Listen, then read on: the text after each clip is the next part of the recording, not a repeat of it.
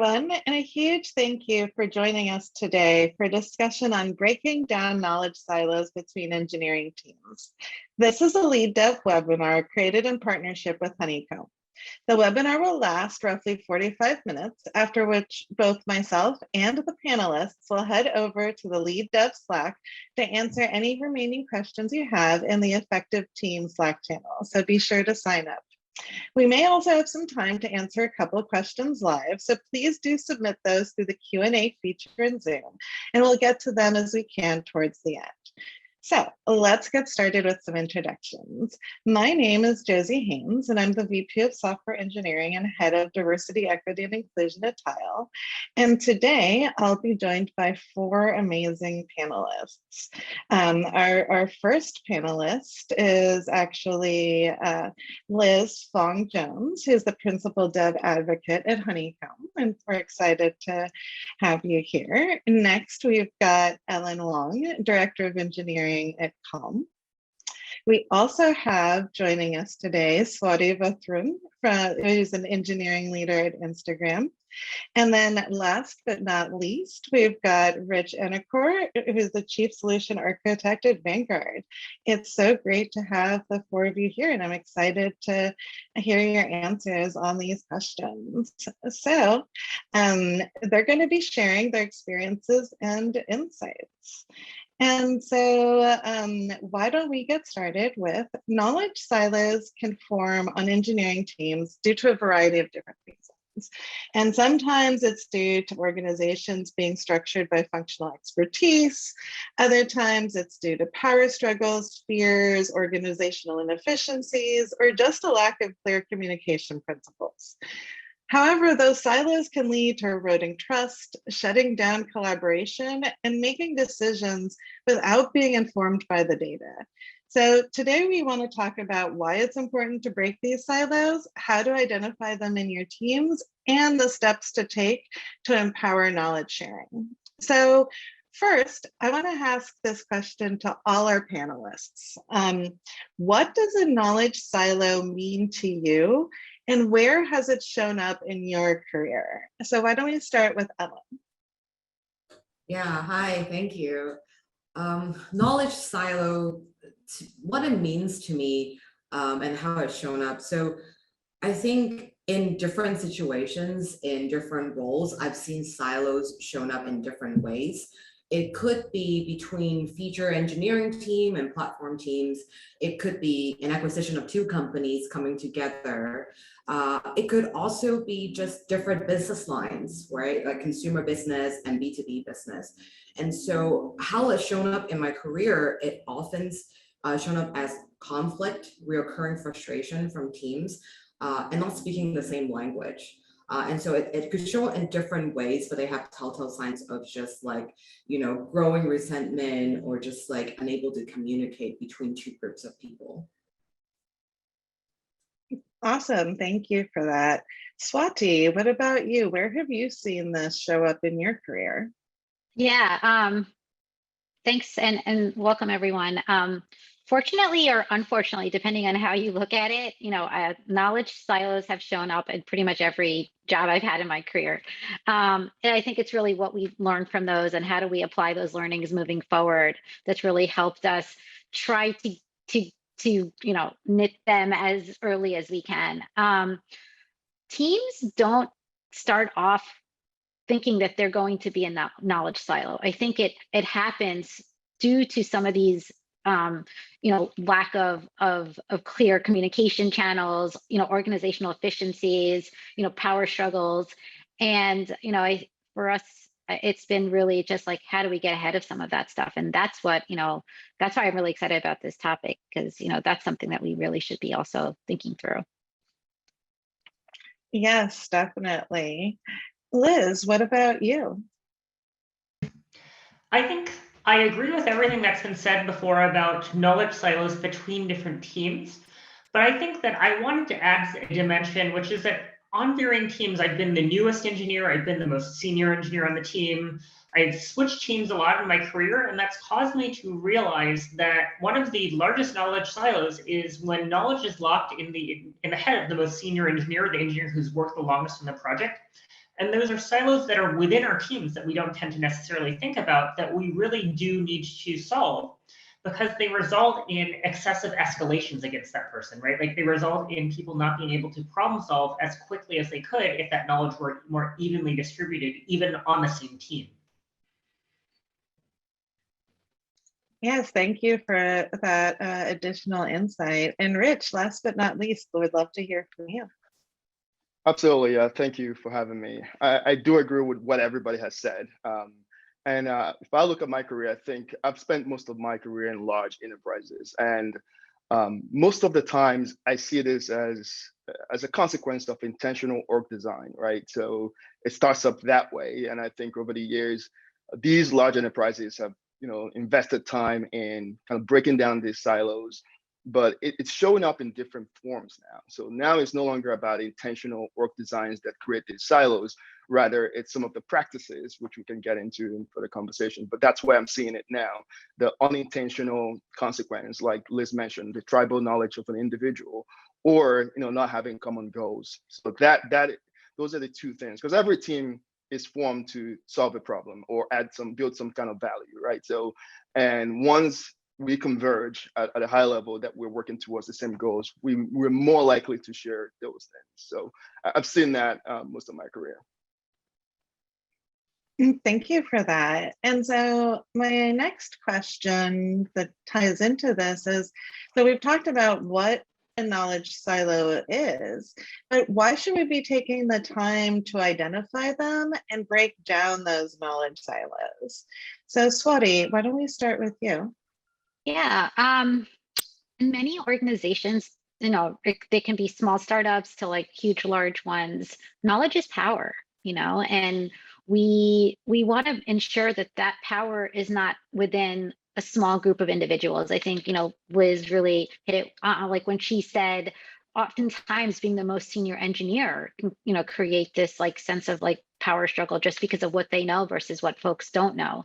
And, we want to make it a really equal playing field. We want to make sure that knowledge is shared so that individuals can make the best informed decisions and not feel like there's this artificial hierarchy when it comes to what folks know and what folks don't know, which could hinder, a lot of things, just getting work done, creating, establishing processes. And so that's why I feel like it's really important to identify and break these down as early as we can, and also proactively acknowledge that we want to try to reduce knowledge silos.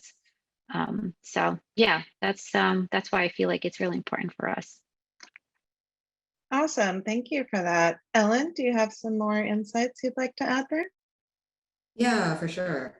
I think when I think about silos, I don't often inherently think about silos as the outcome, right? It's more about what is it that I'm trying to achieve at the end. And when I think about organizations that I've really enjoyed being part of, they are cohesive, they are supportive, they support the growth of people all through the seniority. And so I think with those outcomes in mind, how do we identify like things to avoid, like things to kind of like smooth over when there is really extreme silos? I think earlier our other panelists talked about like the senior, perhaps like more early career engineers, and it's growth opportunity for both, right? To break down silos in a way for the senior to share knowledge, for the early career to learn from the senior. That's one kind of improving, cohesion within an organization. The other ones where there are different teams that are, kind of in their own world and not really talking to each other, that, erode cohesion, right? Increase potential conflict, especially if the two organizations inherently have a lot of friction points. And so like, in a way, the end game is actually to build empathy between the two organizations or teams, to like allow them to speak each other's language so that they could even begin to communicate. And when there's tense situation that happens, they can speak each other's language and self-resolve problems, right? The flip side of that is they don't solve the problem, they may not talk, and so friction increase and bubble up to really high up and becomes much more expensive and painful to resolve. So I think when I personally think about taking time to break down silos, I'm actually more thinking about building a cohesive and enjoyable organization, and allowing everyone in the org to grow. And so those are the end game when I think about resolving silos. Absolutely. Yeah. And cohesion and collaboration is so crucial now more than ever, I feel. And so this actually leads nicely to the next question, which is, and we've started talking about this, but how do these silos form, and how can we identify that a silo is forming in our teams early? And so, Rich, I'll start with you. Yeah, so thanks. This is one I think I mentioned earlier about the how they form, the intentional design, right? So if you go back 10 years, right, in large enterprises, you see the horizontal ownership model is a big factor in this, where you see like, okay, there's a UI team. That's what the engineering team is responsible for.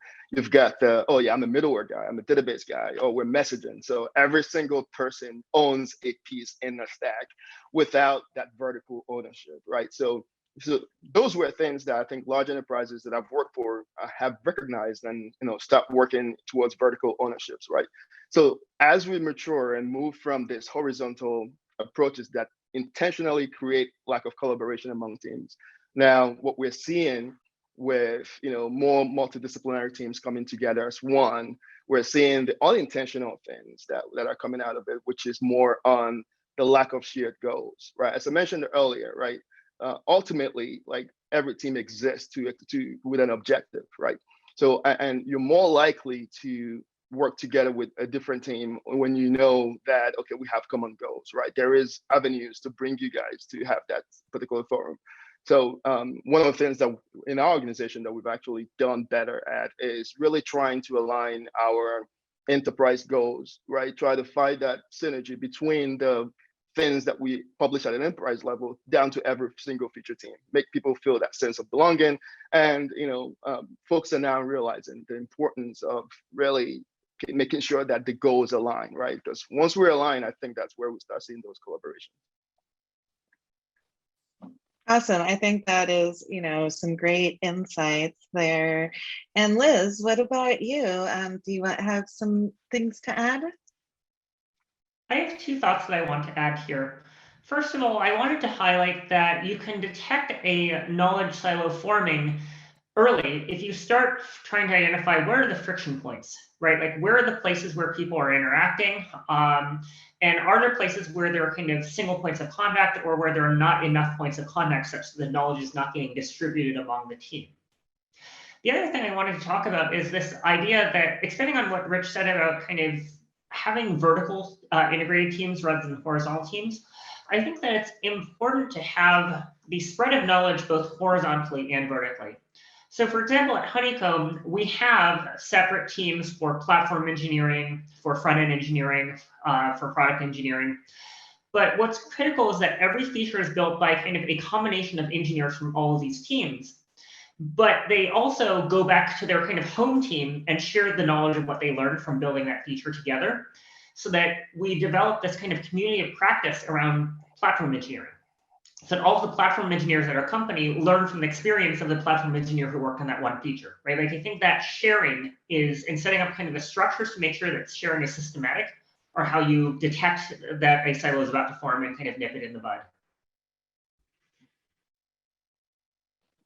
I love that. Such great insights there. And Ellen, what about you?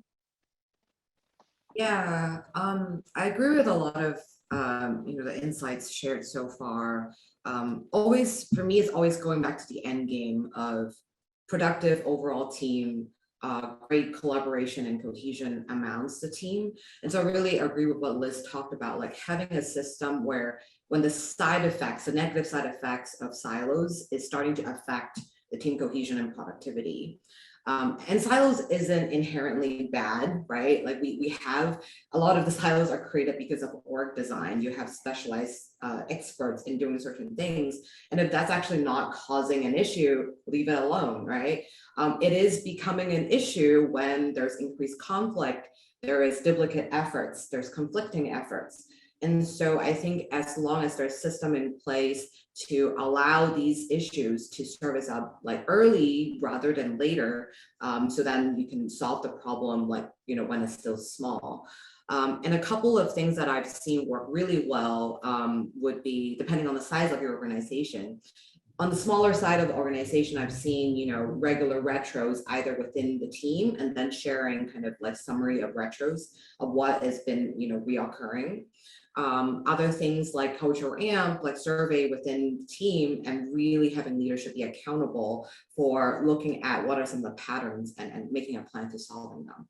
So I think as long as there is a process in place to kind of be aware of and be accountable for mitigating like negative side effects of silos, I think that in itself, not all silos needs to be squashed, but just the negative ones.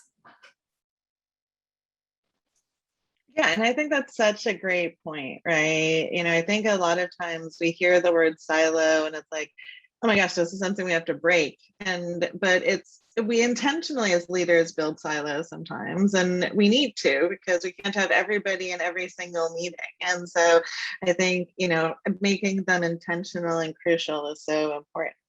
And, something I referenced earlier, but with remote work, breaking silos in some ways is more crucial than ever.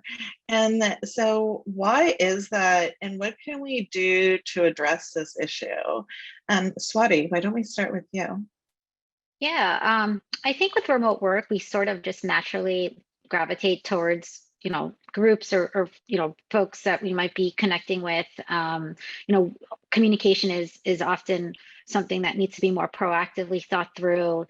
And a lot of that can lead to these silos. And so, I think as leaders, we and senior folks on the team have to be very cognizant of that. They need to put processes in place. Yes, we know that some silos, are required, but we also need to make sure that they don't just happen because we're not all together, right? Remote work shouldn't create silos. Like it should be a way of working. It shouldn't mean that, okay, we're not going to be in silos. And so I think, as we organize our teams, as we organize our work, and as Rich said, we go towards these common goals, we could, regardless of where we're working, focus on ensuring that there aren't these silos that are going to just be created because we're in separate locations, right? And so again, just trying to get ahead of that as we're planning, as we're thinking through our work, our goals, could help reduce it. And also like regularly checking in on it. Like, hey, have we created some, silo just naturally? Could help as well by reducing those and getting to those before they get too deep.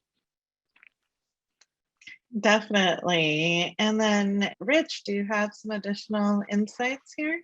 Yeah, certainly. Like I work in an organization that believes a lot in co-location, right? So, when the pandemic hit, right? So everybody was remote. So that was an adjustment that we had to make.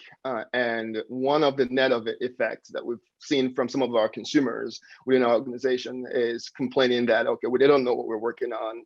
This whole friction started coming up, right? And we had to really be a lot more intentional in terms of how we go about solving this problem. Some of the things we've done with our key teams have been like shared backlogs, having common backlogs, even having to tweak some org changes to kind of get people to, I wouldn't say forcibly, but just like in the absence of systematic collaboration, just be very intentional in getting people to actually talk to each other. We've done things like making sure we have regular cadence set up for communication, for touch points, feature reviews that happen naturally because we were all co-located. All the co-location practices we had just disappeared with pandemic, and now really thinking through what are those points that we've lost and how do we get them back. So it's been an adjustment, I would say. It hasn't been easy, but I've found that just really focusing on like the shared goals and really having common backlogs was one of the main things that we've gotten great feedback from our teams, that now we can see the progress, we know exactly what folks are working on. All the sort of the sidebars or the hall or the ideation rooms that we would do, all of those were gone. Now we have forums to kind of force those conversations. So again, it's still an adjustment from the way we were designed. I think colocation was something that we're adjusting still, but these strategies, I think, have sort of gotten into that, have gotten people a lot more cohesive at culture in what we're doing, but there's still more work there. Yes, yes, definitely. And Liz, you wanted to add something? I think it really depends the extent to which remote work has challenged your ability to deal with silos, depending upon where you started before the pandemic. Honeycomb went from being a company that was about 40% remote, so we were remote friendly, but not remote first. But that transition from 40% to 100% remote was comparably easy for us, as opposed to an organization that had to go from 0% or 10% remote to 100% remote. So the one thing that we have really missed is that ability to connect with each other like once a year, because we used to bring the whole company together once a year. That's the thing that I think has hurt the most, is not having those kind of face-to-face, like, you are another person that I relate to, not just in a work context. That's what's missing. But like a lot of our collaboration practices, just we had to amp them up a little bit. We were already using Slack to kind of communicate in teams to archive conversations. Yes, and I think that is a great, insight there as well. There's, a lot of it does have to do with kind of how you were set up and structured. So, oh, go ahead, Rich. Yeah. I was just going to add something, like, yeah, just the Slack channel comment that Liz made, absolutely. One of the things we've also done is we don't use Slack, we use Teams, but we sort of, as leaders, right, we've encouraged folks to, use that first, right? Make sure you put out communications in that forum, encourage your teams to use that. So we actually measure this. We've seen a lot more, we measure the engagement that we have through emails, through mediums such as Teams and stuff, all these communication platforms. And we've encouraged our teams to use that more. We've actually seen that a lot more collaborative work is happening there. So that's one area that I would mention that really did help us in terms of staying connected as a team. Awesome. Yeah. And, something that it has been referenced a bit, and actually one of the questions in the Q&A was related to this, is around organizational structure, right? And whether the org structure can lead to knowledge silos. And, there's I think that the debate of, do you structure by function or structure by, product features is one of those, long debates we've had in engineering. And so what are some of your recommendations on how to organize a team to reduce silos? Liz, why don't we start with you? I think that when you think about management structure, it is important to make sure that every engineer, regardless of their specialization, has a manager who understands what does the career development for that ladder look like. Make sure that they have a community of practice and other engineers who are practicing that discipline that they can connect with and kind of expand what that looks like at the company. But I think in terms of day-to-day management of the product and of the development of the product, that those things are going to be necessarily cross-functional rather than localized to a person's reporting chain. So I think once you break apart this notion of the person you report to is also the person that you work with day-to-day on code, I think that kind of solves a lot of that problem, because it kind of separates what are the concerns, right? Who am I working with on these features versus who is accountable for my career development? Yes, and I think that is like such a good point. The manager definitely needs to be able to support that career development piece. Ellen, yeah, I think it's kind of one of those things where it was a mistake at Google to have the site reliability engineering organization be like a formal command structure where you had like these SRE teams that were kind of separate from the product development teams, right? And they were kind of very much coupled to this reporting structure. And I see people copy the Google model. I'm like, why are you doing this? Are you doing this just because it's a good idea or because Google did it? Yep. Yeah. Swati, do you have some more insights there you want to share? Yeah, I wanted to just highlight, even before kicking off a org or reorg structure, I mean, really just narrowing down on the goals. I think that's a big piece of ensuring that knowledge silos don't start from even where people are going to sit and what teams they are in. And I think if you can really narrow in on the goals, and I guess the other ones would be like, we call them like can't fails. Like, what are really the success metrics for these, for this group of individuals? And then kind of working with those two in mind to start to kind of create an organization that can meet those. That could be one way to kind of start to to even reduce it from the beginning. Awesome. And Ellen, what about you? Yeah, I definitely want to +1 on the having the goals in mind.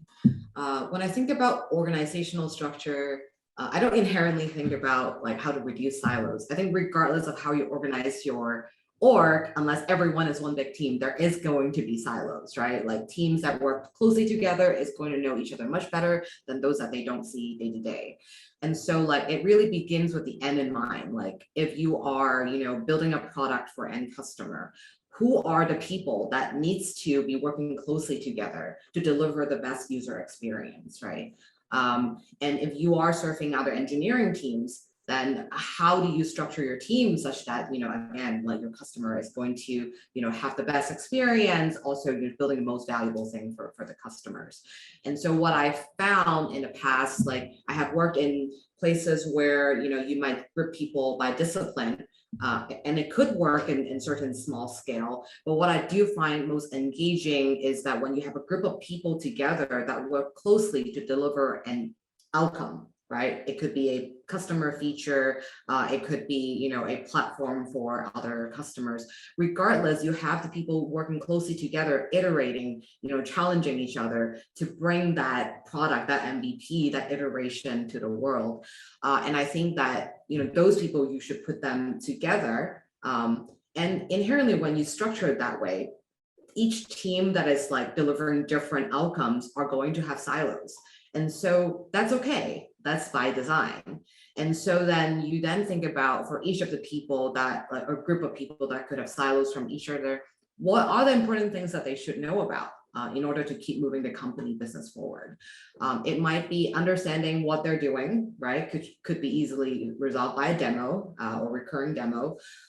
It could be technical decision making. It's like, wait, we're trying to do very similar things. Why are we adding 2 different technologies? So it could be technical decision making and having a workable process there. It could be language. People could be shipping very different product, like early example, consumer and B2B. They could be using the same word, growth. Growth means very different things in B2B versus in consumer products. And so like having, touch points so that they understand what each other mean when they talk.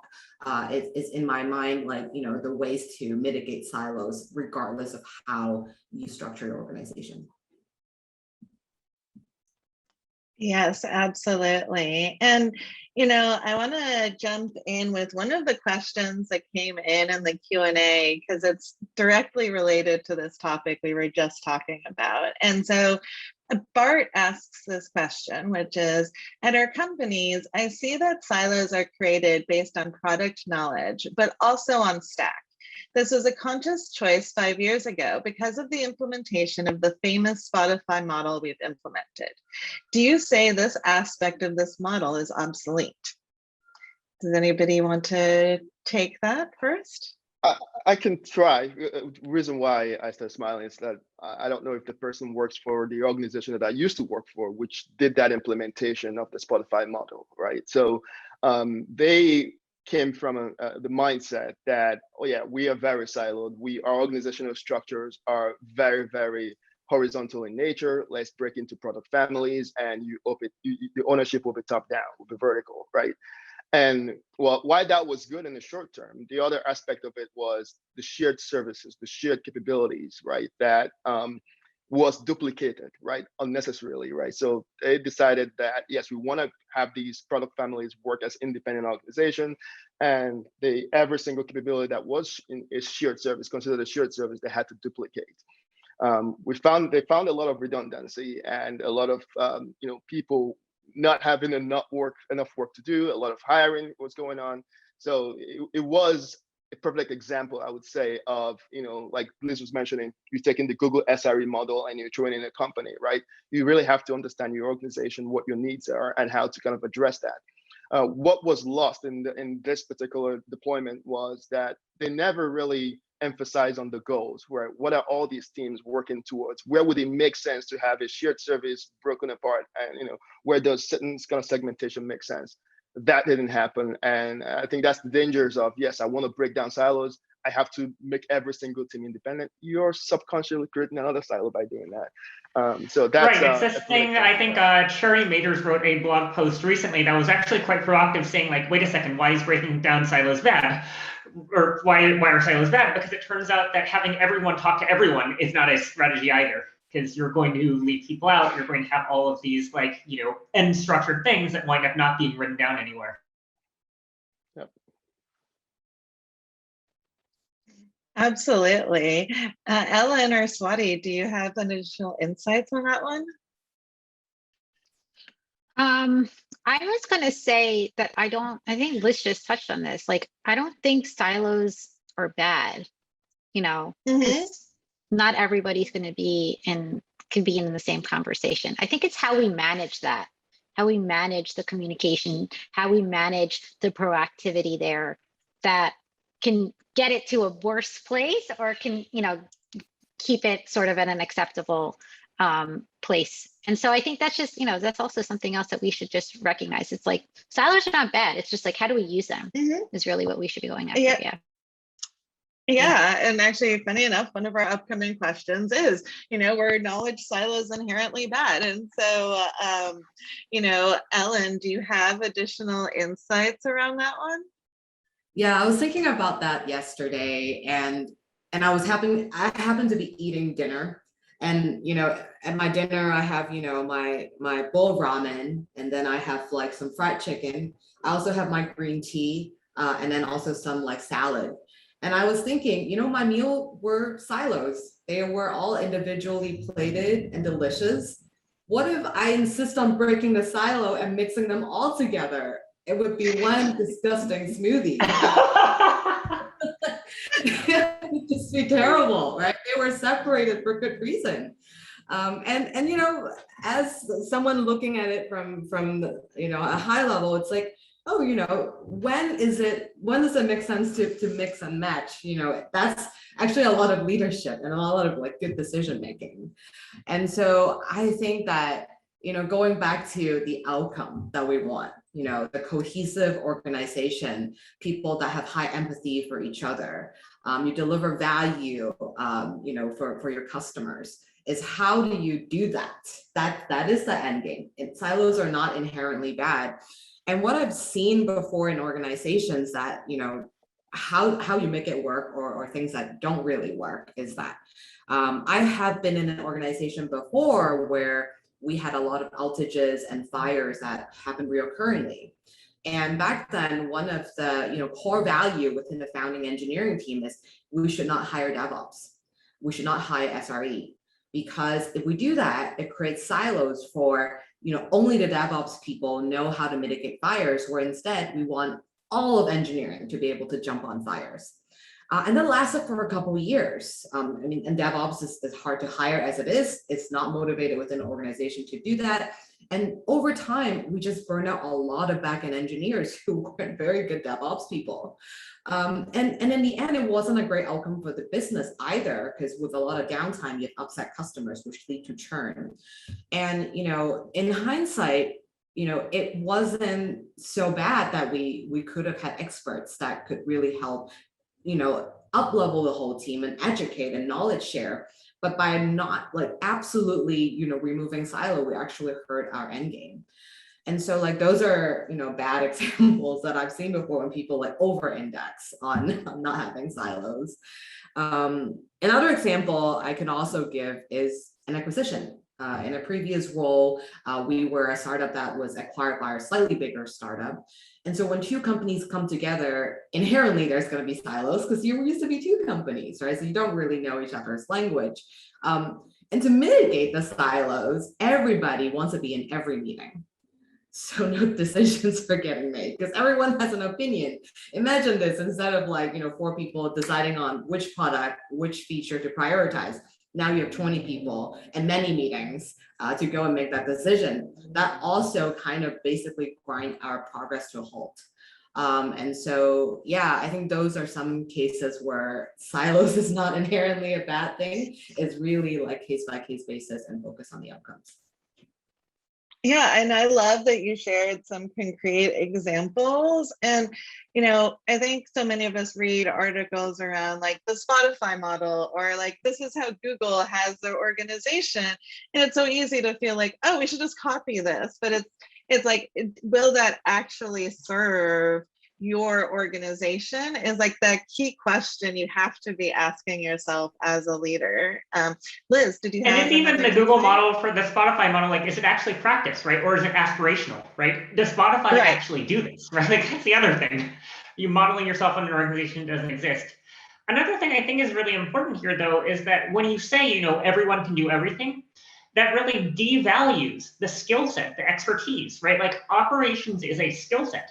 It is a valuable skill set. It is an important skill set. And it's almost degrading to say, oh, anyone can do it, right? Like, you have to put work into it. And that means that it's, energy that you're not spending somewhere else. So it's okay to have specialization. It just shouldn't be a wall. Absolutely. And so actually, I'm going to go in with one of the other questions that came in from the Q&A, because again, I think it's very related to what we were just talking about. And so Lele, I hope I pronounced that correctly, says, many companies are confused by the remove all the silos philosophy, and they just start spreading tasks horizontally, but not every team has specialists in all fields. Would the panelists say that keeping specialties within specific teams is still good as long as it doesn't hinder communication and cooperation? Or are we trying to move towards an everyone can do everything model? Ellen, did you want to start with some insights there? Yeah, I'm laughing so big because I've definitely seen how the, everyone can do everything model has worked, and then over time not work as well. So I'll talk to specifically that framing. I was part of this startup that had an engineering team of size 10 to 15, and then it grew to roughly like 30 to 40. The everyone does everything worked really well when they were roughly like 10, 15 people, because it's just so hard to have specialty, right? Like you have people that can, do front end, back end, full stack, DevOps, marketing, even, like they could do everything. And so then there's a lot of flexibility in what projects we were able to ship, because you're not bottlenecked by, waiting on a specific expert. And then we were successful, and then we started growing. And so we went from like 15 people to 20 and then to 30. And we were like, that worked for us so well in the past. Let's just keep doing that. Let's just like not hire experts. Everyone's a full stack engineer. And as our user grow, like we still kept the same model. It has the pros where everyone is highly empathetic, and I really enjoy being in that environment because everybody knows what everyone else is doing. But again, we had no experts. And so it's kind of painful where like, okay, like now everybody is jumping into, we used to have this system where we call it solution engineering task. And it's a bug that is serviced by customers, and that leads to some engineering work that needs to be done. A ticket that comes in would be routed to any one of the 30 engineers. And so everyone is a newbie every time they jump in, and it's so expensive every single time they're jumping in a new product area, new part of the code base.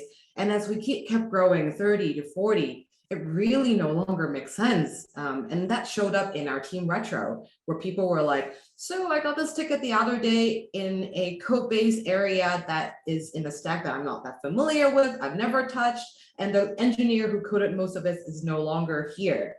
I don't know, I just spent a whole day on it. I felt really frustrated. So those are the signs for like, oh, everyone does everything. It really isn't good for business or morale.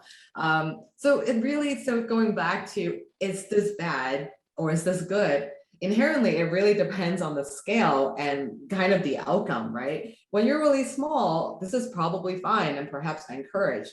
as you've grown, there is inherently, definitely advantage in some specialization, and people are happier for it. So yeah, those are some of my previous experience. Interested to see what everyone else's experience is. Swati, it looks like you've got some insights you'd like to Yeah. share.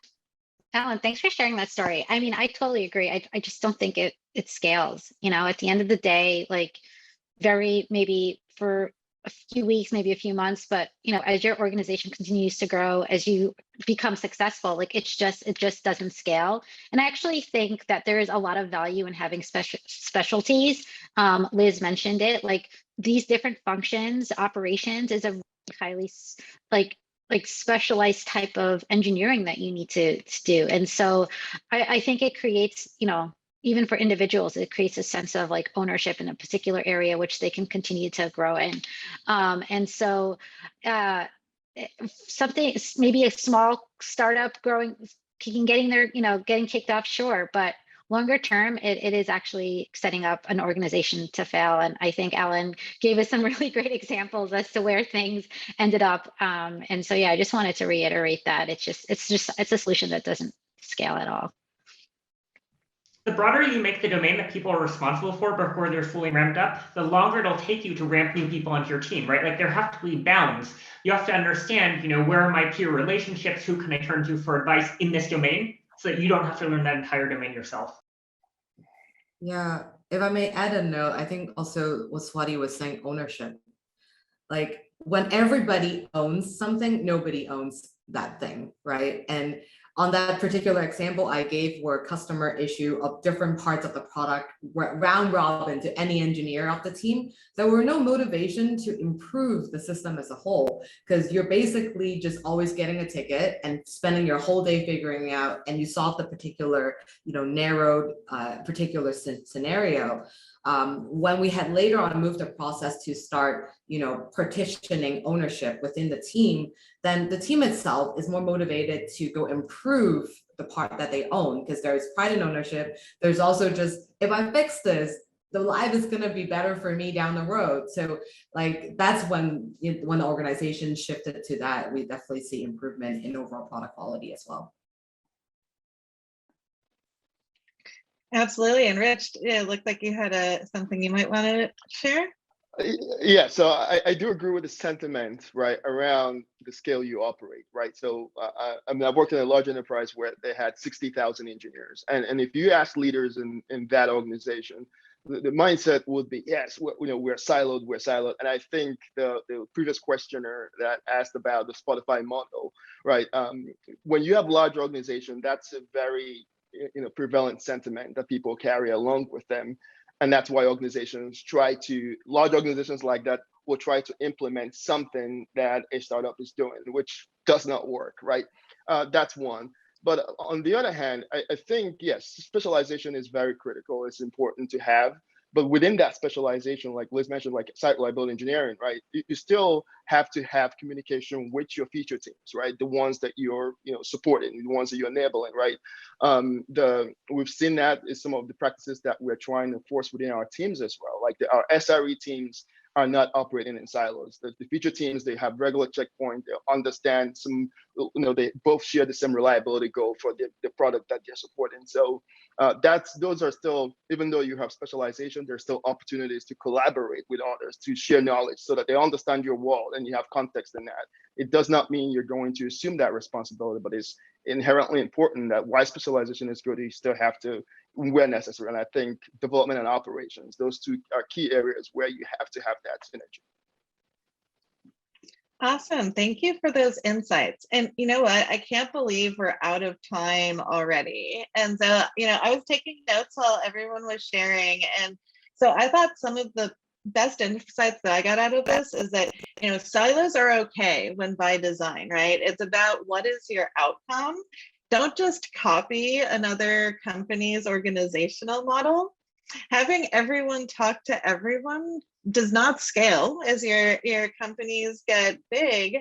And, you know, remember to create systems in place to do the effective communication when you do have some silos. And trying to have everybody, you know everything really devalues expertise. And so, you know, I wanted to take a moment to thank our 4 panelists today for these amazing insights that they've all shared.